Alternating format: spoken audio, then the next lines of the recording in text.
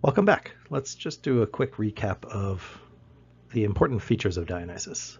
I mean, his birth story is obviously important in this play. Semele blows up, and her tomb is still smoking when Dionysus gets to Thebes. Dionysus, the embryo has been pulled out of the fire and stuck in Zeus's thigh. And then he grew up. Remember the other names? This is actually a partial list. We might see some others eventually. But in the play, he's called Bacchus or Iacchus or Eleutherios the Liberator or Luaios the Loosener. And you see plenty of his spheres of influence in the play. Grapevines that he can make grow whenever he wants, wine everywhere, fertility mixed in with a little bit of religious ecstasy and ritual madness. And, well, it is a play. He is a god of theater. You picked up, I'm sure, on various elements of his iconography. He argues with people about his long hair. The Thursoi show up. I don't remember many cups, but yeah, I mean, there's wine everywhere. And he can make grapevines grow just anywhere. The small wild animals thing must make a little more sense to you now. We'll get more into that later. And so, what did I tell you about the Bacchae last time? Produced in 405 BCE, in a tetralogy that included the Iphigenia at Aulis, another play that survives, and the Alcmaeon, or Alcmaeon in Corinth, another play that doesn't survive. We assume that Euripides' son or nephew directed that trilogy. I don't think we have the title for the satyr play. But it won first prize in the City of Dionysia festival competition in 405 BCE. Back to the House of Cadmus. Don't forget Autonoe, Ino, Semele, and Agave. Autonoe's son Actaeon is an important presence in this play. The reminder of what happens to him when he pisses off a goddess and he gets torn apart by his own hunting dogs. Everybody in the family knows that happened, and it's a warning, but it's a very specific kind of warning. Don't see things that you shouldn't see. That's a basic element of Greek religion, actually. When we talk about mysteries and we talk about the sacred, ta hiera, sacred things are things that you should not look at, and you should maintain silence in the presence of them. So Actaeon, kind of unfair, through no fault of his own, he saw what he shouldn't have seen and dies for it. Anybody in this play see what he shouldn't have been spying on and die for it? Okay, so we begin again with a kind of unusual situation, even though it's the second time this term. Dionysus, a god, gives the prologue, a god on stage. But then there's the question of whether he's on stage the whole time. Is it still the god throughout the play? Because that does make it pretty interesting. We certainly didn't see that in the Hippolytus. What does he tell us? Page numbers here from the Roche edition of Euripides. You see, they should have known better, they at least, my mother's sisters, who said that I, Dionysus, was no son of Zeus, that Semele simply loved a mortal and then palmed off on the Almighty her unwed motherhood. It was Cadmus's idea. Don't we know she lied about her lover, and that's why great Zeus struck her down? Oh, that's actually pretty good evidence, isn't it? He goes on, like it or not, this city has to learn what it is to go through true conversion to the rites of Bacchus. So do I defend my mother's cause, making mortal man endorse the fact I am a god and born to her of Zeus. To know that Cadmus makes his grandson Pentheus king with all the kingly perquisites, that Pentheus opens war on deity in me, wards me off his sacrifices, cuts me out from his prayers. Oh man, Pentheus, you're getting into some trouble here. And maybe you're already thinking at the beginning of Pentheus as a fool, a tragic fool, who's going to get what's coming to him for fighting against the gods. We'll see. Okay, the chorus. The play is called the Bacchae because it's named for its chorus, not for Dionysus, not for Pentheus.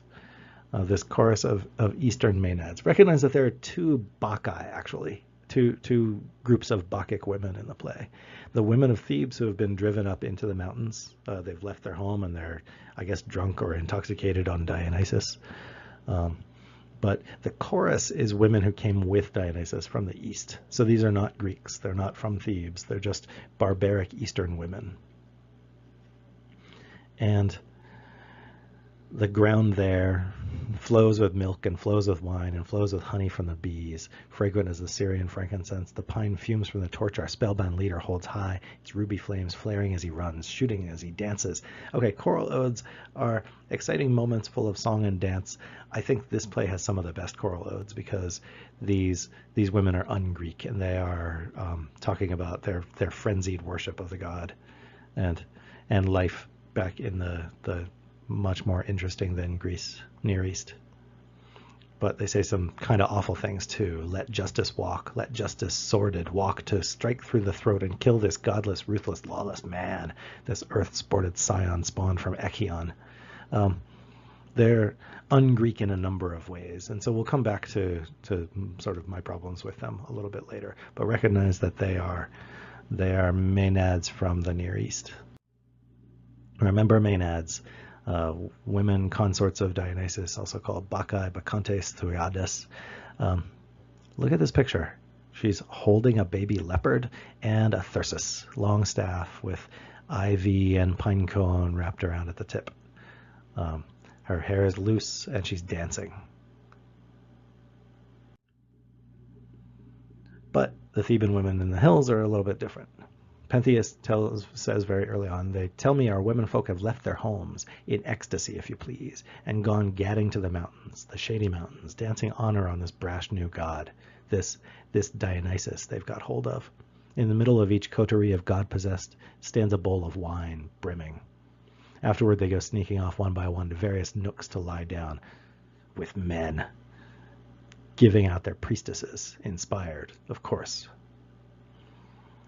So he's giving us a little important background, right? The women have left their homes. They say that they're inspired by the god and out dancing in the mountains, dancing to their god. What does Pentheus judge from this? That they're standing around bowls of wine because they're drinking. They're just up there drinking and partying and sneaking off with dudes. So it's not a beautiful, pure ritual for a new god. It's just a bunch of women getting drunk and having sex. That is Pentheus's take on the situation. And so he wants to do something about it. Others of you go and scour the realm, track this foreign effeminate down who infects our women with a new disease, befouls our beds. If you catch him, bring him here in irons. I'll have him stoned, the death that he deserves. So he's coming on a little strong, isn't he, Pentheus? It probably wouldn't surprise you if I tell you that in the late 1960s, this play was produced a lot, and they always depicted Dionysus as a free love, hippie, long-haired, tie-dyed, flowing robes sort, and Pentheus was always depicted in a military uniform with a crew cut. Short hair, uniform, barking orders at everybody. I mean, a lot of that is accurate. He's barking orders at everybody, but in all of those showings, it was hard for people to sympathize with Pentheus. And I'm going to ask you to do that eventually. Possibly you sympathize, but well, we'll consider the difference between Pentheus and his cousin Dionysus in a bit. Of course, they spend a lot of time on stage just talking to each other. Dionysus says, every land in Asia celebrates his dance. Pentheus takes that to mean foreigners are idiots compared to Greeks. Well, they have a different tradition, says Dionysus. Pentheus asks, are these daytime or nighttime rites? Dionysus says, mostly at night, mystery in the dark. Of course, thinks Pentheus, perfect for seduction and for undermining women. Dionysus retorts, some can dig out dirt even in broad day. So clever exchanges between the two of them, where Pentheus wants to see the worst in the women involved and in this guy who's seducing the women. And he's kind of inconsistent in that respect. I mean, are these rites for seducing and undermining women, or are these women just taking the opportunity to go off and drink? But he's firmly established himself, Pentheus has, as a stick in the mud. Um, is is that un-Greek? Not really. I mean, the Greeks are terribly rational people, and they totally understand his desire not to be undermined by intoxication. But the Greeks believe in Dionysus, and they recognize that you have to be undermined by intoxication sometimes, that it's required of you by the worship of Dionysus, sometimes to get so drunk you have trouble standing. It's an interesting time.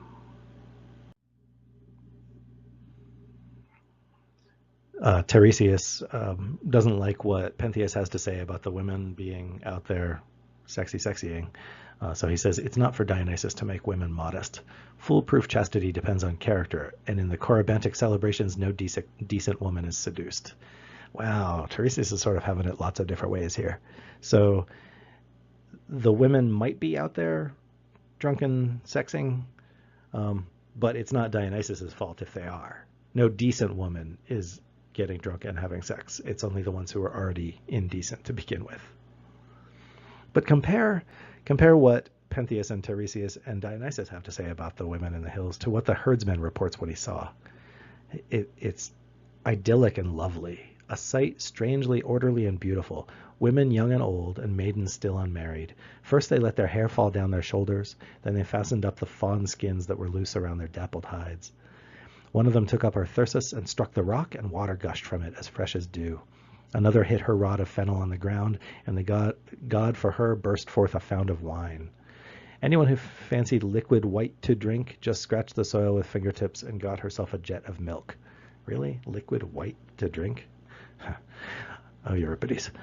While from their ivy-crested rods sweet streams of honey dripped.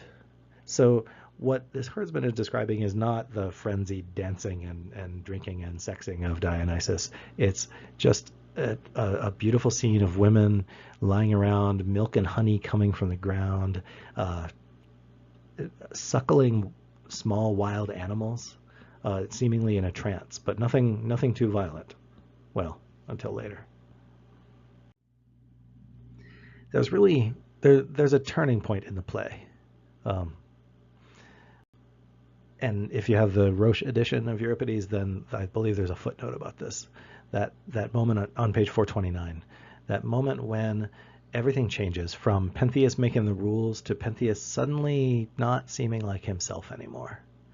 This is usually where we interpret Dionysus as taking over his mind, as infecting him with a little bit of Dionysian madness.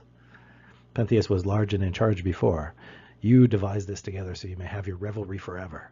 Dionysus, I certainly did. This is so, with the god.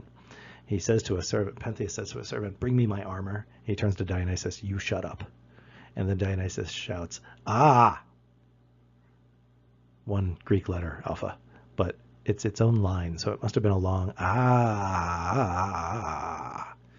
Do you want to see them sitting together in the mountains? And Pentheus replies, yeah, I'd give a lot of gold for that. Even though he was just about to march up there himself. Now he's suddenly willing to pay for it. Why do you want this so badly? And he seems distracted. He just says, well, I'd be sad to see them drunk. Dionysus, but you would be happy to see what you don't like anyway? Yeah, says Pentheus. Way sure, saf isthe. Sitting quietly under the pines. And suddenly he's wistfully talking about that idyllic land up in the mountains, and he wants to see it. He's not talking anymore about having his armor and going armor and weapons, hopla in the third line, and marching up into the mountain to seize the women by force. Now somehow he's been tricked into going in disguise. Dionysus dresses him up as a woman and leads him up there to sneak into the rights of the women. So not a conquering force anymore, but a sneaky thief going in, but a sneaky willing thief. It's important to recognize that he's doing this all willingly, except maybe his mind is a little bit clouded by Dionysus. And so he goes as a spy, and seems to be his madness. He says things like, do you think I could lift the whole mountain, Kithyron, with the Bacchant women and all high on my shoulders? Dionysus says, you could indeed if you wished. You were not healthy in mind before. Now you are. Exactly right. So Dionysus has taken his mind, and now he's much better for it, right? Pentheus says, should we carry crowbars, or should I just use my bare hands to tear the peaks down? Whoa, whoa, Dionysus says, no destroying the nymphs' area, the places where Pan sits piping. Oh, you're right. Women are not impressed by brute force. I'll hide myself among the pines. So tricked, not continuing to convince him that he's not a conqueror in charge heading in to upset the ritual, but just somebody there to hide and watch, hide and see the thing that he shouldn't really be seeing. In the next choral ode, the Near Eastern women call for the death of Pentheus. It's quite a far cry from the idyllic scene in the mountains, the peace and plenty of the god's bounty, but it's also not the frenzy and rapture of the women's cow-tearing scene.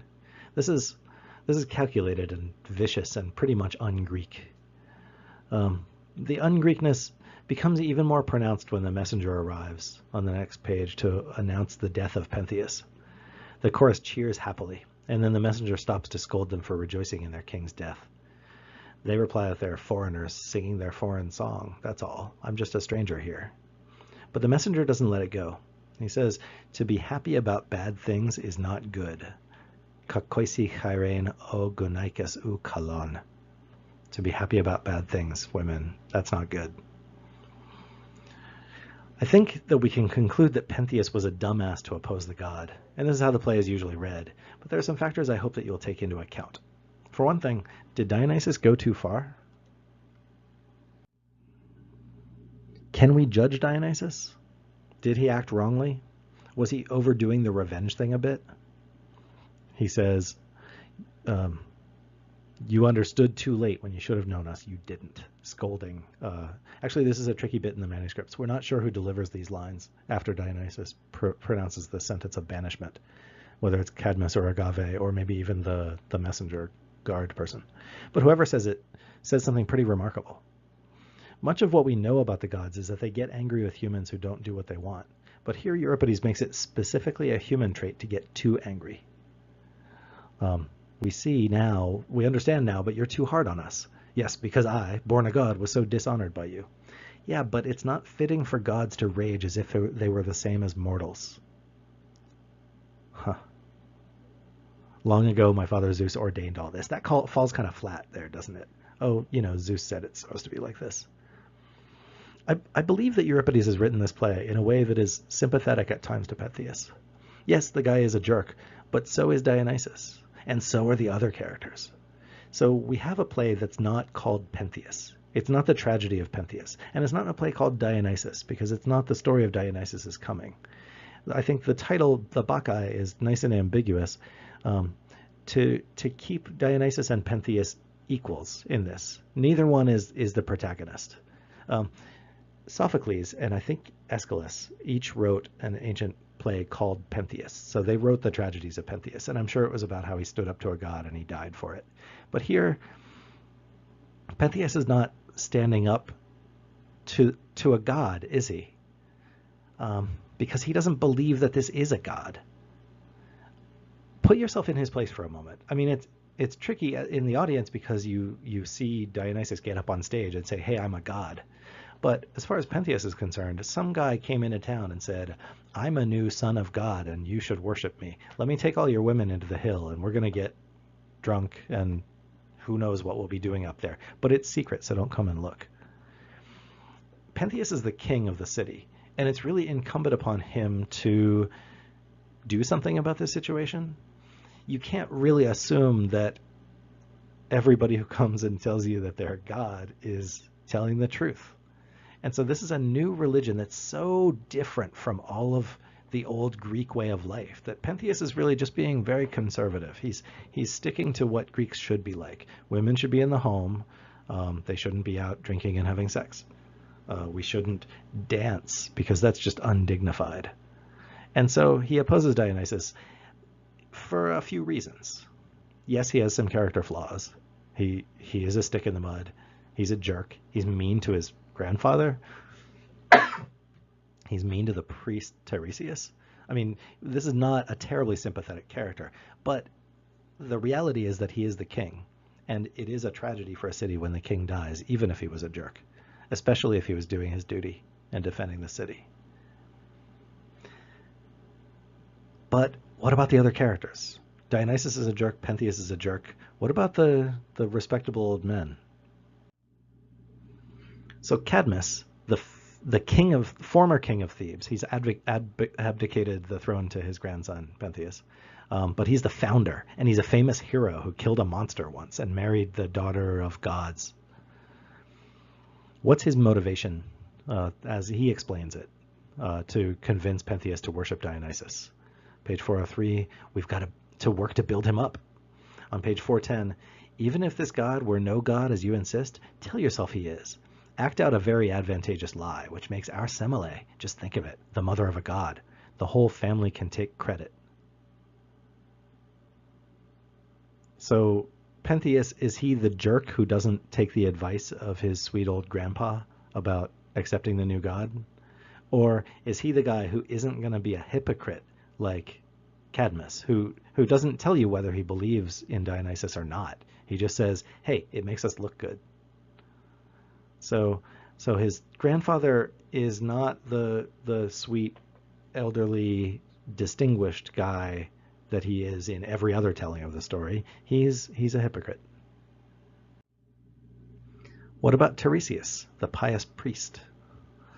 Tiresias, who tells us he it is who turned the grape into a flowing draught and proffered it to mortals. So when they filled themselves with liquid wine, they put an end to grief. Beside it gives them sleep, which drowns the sadness of each day. There's no other cure for sorrow. And Pentheus yells at him and says, I'm tearing down your temple. You just want a new god because you want to have more tithing or more taxes. You want to be able to take more money for your rituals. You want to be more important. What does Tiresias say? He tells you about the importance of Dionysus, and I'll back him up on that. Wine definitely grants sleep and drowns sorrows. But he goes on to say, now, I know that you don't like the story that he was tied up in Zeus's thigh. Yeah, that's not a true story. And he gives a rationalizing explanation for it that is different in every translation because it kind of depends on the Greek. So he was embodied rather than in the body or whatever. I forget what Roche says. So Tiresias contradicts what Dionysus himself has said and provides a rationalizing birth story for Dionysus on page 408, which is wrong. I mean, the audience knows that he's wrong. Dionysus has confirmed his birth story. And so what is Tiresias? He's a priest who is willing to, on the spot, make up details to convince whoever he has to convince. So Cadmus is a big old personal hypocrite, and Tiresias is a bit of a religious hypocrite. He's not even a true believer in the actual story of this god. So that leaves two characters kind of a mess, doesn't it? I mean, remember, there's that baby in the thigh. If Tiresias isn't on the same page, then he is simply using religion to establish his own position. It's tough because Tiresias is eventually a really revered character in Greek myth. He lives 7 generations. So he's there at the beginning of Thebes and then at the end of Thebes. You'll see him 7 generations down the line when he is also an advisor for Oedipus, distant descendant of Cadmus and Pentheus, not Pentheus. But he's definitely a different character in this play. I think just to establish him as a bit of a religious hypocrite, to balance the division between Pentheus and Dionysus. I mean, gods are always right? So we need to establish that Pentheus is not just being a jerk to everybody and disagreeing with everybody. He's refusing to be the hypocrite that Cadmus and Tiresias want him to be. He's refusing to pretend. But Dionysus is pretty tough. Pentheus never really has a chance. Let's look back at the prologue for a moment. What did Dionysus say about his plans for Thebes? Pentheus needs to be punished for not accepting me. But first he says, like it or not, this city has to learn what it is to go through true conversion to the rites of Dionysus, the rites of Bacchus. What does he mean by that? We need to start by talking about the usual practice of ancient Greek sacrifice. Sacrifice is the central action in Greco-Roman religion. The phrase Deis is often used for contractual religions. I give so that you may give. We give offerings to the gods and they take care of us in return. Contractual religion is not about, remember, it's not about orthodoxy, it's about orthopraxy.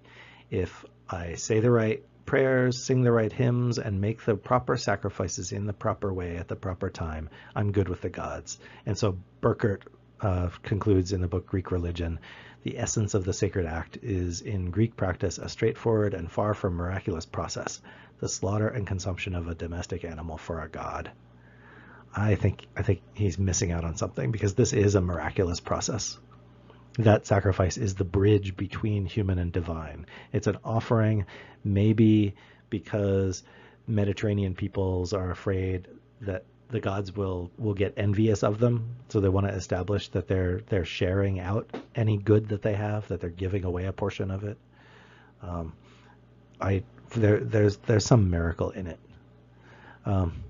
What did they sacrifice? So the civic religion involved a calendar full of festivals in which the city would get together and roast some animals. Everyone participated and everyone got a share of the meat. As you know, it was bones and fat that they were giving to the gods. A public festival meant free barbecue for everyone and probably plenty of meat for people to take home. So think about how in the ancient world, meat was probably a pretty rare dish. Probably most poor people only got it at these public festivals. Often cows, the cow is the best. Lots of sheep and goats, because that's what you have a lot of in Greece, and pigs. A baby pig was specifically needed for some rituals. Chickens, plenty of chickens, and ducks, I guess. But other birds and fish, pretty rare. For some reason, the tuna is the only fish sacrifice I've heard of. Can you imagine why? You ever cut open a tuna? They have red blood, pretty rare for fish. So that probably appealed to the Greek sense that this is a good blood sacrifice to the gods. They're also very fatty, so the process of burning the bones and the fat might have worked.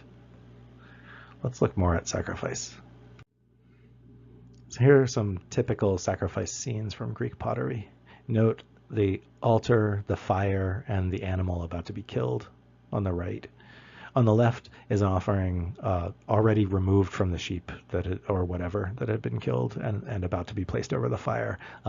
Fat wrapped around bones being put on the fire on the altar. This is the weird part. Okay, it has to be a willing sacrifice. Does that make sense? These animals have to be willing to be sacrificed. So priests would actually train these animals to nod, or they'd trick them into moving their heads up and down at the last minute and then shout to the crowd, "It's a willing sacrifice." But they're pretty tame animals to begin with. Notice how sacrificial animals are tended. They're treated very well. They're given the best food.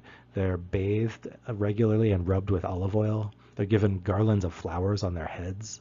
So they're not afraid that they're about to be killed. These are domesticated, not just domesticated, but trained to be almost pets, until we kill them. Here's another garlanded cow. And another. Now, some scholars think that animal sacrifice harkens back to a long-lost tradition of sacrificial kings. The idea is that the king of a community is treated very well and given the best foods and drinks, the nicest clothes, and he has a really sweet life until they sacrifice him, giving the gods the best. Okay, so when you owe the gods for something, you give them the best sacrifice you can afford. You hopefully find a cow that is all white or all black, like all white with no black hairs or all black with no white hairs. You find the very best animals, and those are the only ones that are a proper sacrifice. So perhaps the Greeks once thought that only the leader of the community was a good enough sacrifice, human sacrifice to the gods. Although we don't have real records of this, just lots of hints. Similarly, I guess animals were treated as kings, and they lived charmed lives until the moment comes for them to die. Willingly, I guess.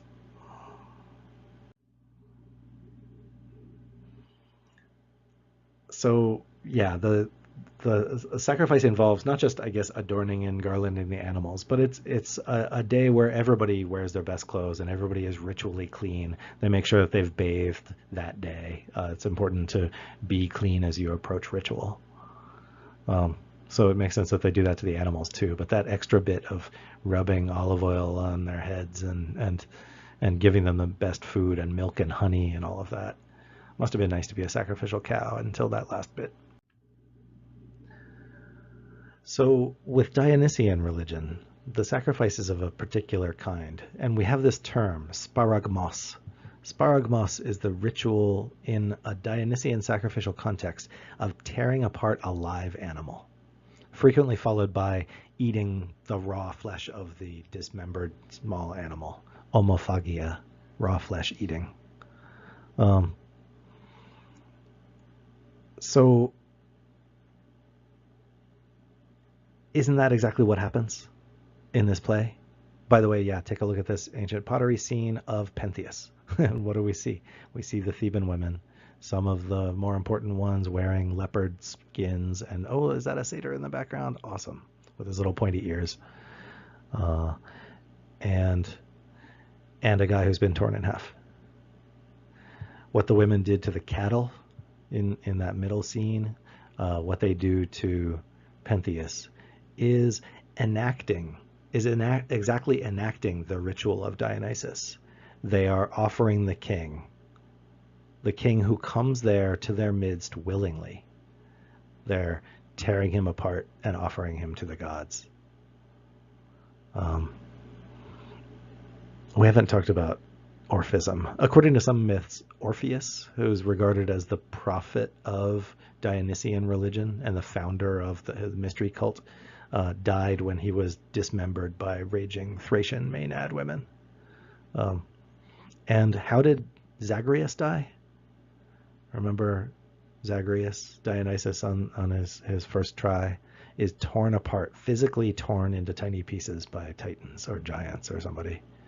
The verb sparasso, to tear, to rend, to pull to pieces, becomes a symbolic reenactment in his sacrificial rituals.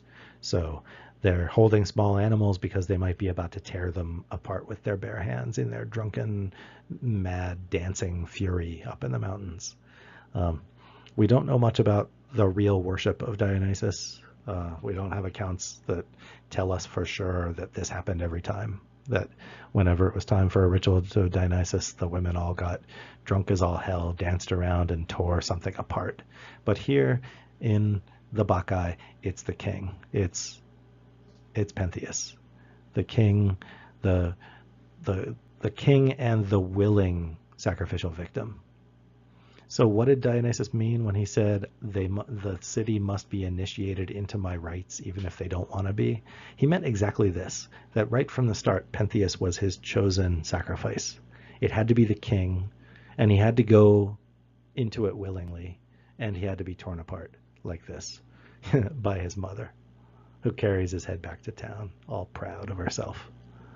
So it's a pretty nasty play, isn't it? And in the end, I mean, look at Pentheus there. Do you sympathize with him? I mean, obviously he's been torn apart. That's rough and all. But he was such a jerk. So maybe it makes it okay that he was torn apart. Torn apart by his mother. She never asked for any of this. Oh, wait, no, she was nasty about her sister, Dionysus's mother, Semele. So yeah, she deserves what she gets. They all deserve what they get. But what we understand, what Euripides has done here with Greek religion, what probably earned him that first prize in the tragedy competition that year, was his enacting of the ritual throughout the plot of the play. Pentheus can be pitied as much as any sacrificial animal because he never saw it coming. It was inevitable. He never had a choice. He was in the nets the whole time. This play is filled with imagery of hunting. So Greek hunting is done with nets, and you send your dogs out, and they drive the deer toward you where it gets stuck in a net, and you kill it. Um, did you notice the hunting imagery? It doesn't always come through in the translations. You have to read it in ancient Greek. But that hunting imagery rebounds back upon Pentheus. He is the hunter going out to fetch the women from the mountain, but he becomes the hunted when they spot him and they track him down and they run after him and they grab him and they tear him apart. So look for, if you look back through this play, look for that kind of imagery, the hunter becoming the hunted. He thinks he's in charge the whole time. He has the power, he has the law, he's the king, but he's also the fool. He's also the sacrifice.